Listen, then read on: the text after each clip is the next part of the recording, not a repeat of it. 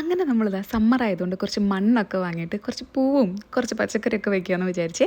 Already കുഞ്ഞു ചെടിയായിട്ടാണ് കേട്ടോ നമ്മൾ വാങ്ങിച്ചത്. തക്കാളി ഉണ്ട്, പൂക്കളുണ്ട്, പിന്നെ മുളക് ചെടിയുണ്ട്.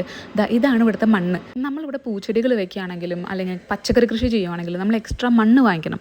മണ്ണിൽ കുറച്ച് ന്യൂട്രിയൻസ് മിസ് ചെയ്യുന്ന കാരണമാണ് നമ്മളങ്ങനെ ചെയ്യുന്നത്.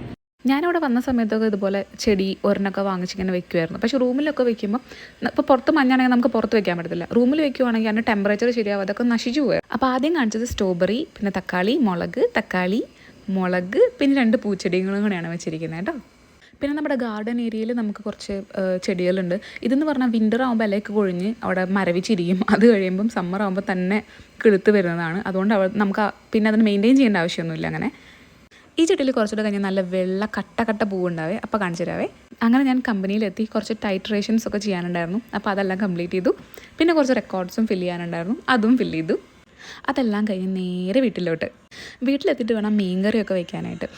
ഞാൻ തൃശ്ശൂരുകാരി ആയതുകൊണ്ട് ഞങ്ങളെപ്പോഴും തേങ്ങാപ്പാലിലാണ് മീൻകറി വെക്കാറ്. പക്ഷേ കോട്ടയത്തോട്ട് കല്യാണം കഴിഞ്ഞ് പോയപ്പോഴാണ് എനിക്ക് മനസ്സിലായത് കോട്ടയം മീൻകറി വെക്കാൻ നല്ല എളുപ്പമാണ്, അതുപോലെ നല്ല ടേസ്റ്റുമാണ്. ഇതിനകത്ത് കുറേ കാശ്മീരി ആഡ് ചെയ്യുക. അപ്പോൾ നല്ല കുറുകി നല്ല കട്ടിയിൽ നല്ല കളറായിട്ട് നമുക്ക് കിട്ടും. പിന്നെ മീൻകറി നമ്മൾ മൺചട്ടിയിൽ തന്നെ വെക്കാറ് കേട്ടോ.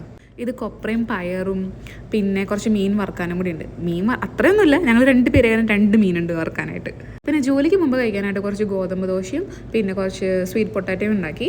ഞാൻ ഒട്ടും കഴിക്കാത്തൊരു സാധനമായിരുന്നു ഈ ഗോതമ്പ് ദോശ. പിന്നെ എളുപ്പത്തിൽ ഉണ്ടാക്കാം, ചപ്പാത്തിയുടെ അത്ര പണിയില്ലല്ലോ എന്ന് ആലോചിക്കുമ്പം കഴിക്കും. അപ്പം വീഡിയോ ഇഷ്ടപ്പെട്ടാൽ സബ്സ്ക്രൈബ് ചെയ്യാനും ലൈക്ക് ചെയ്യാനും കമൻറ്റ് ചെയ്യാനും മറക്കല്ലേ. താങ്ക്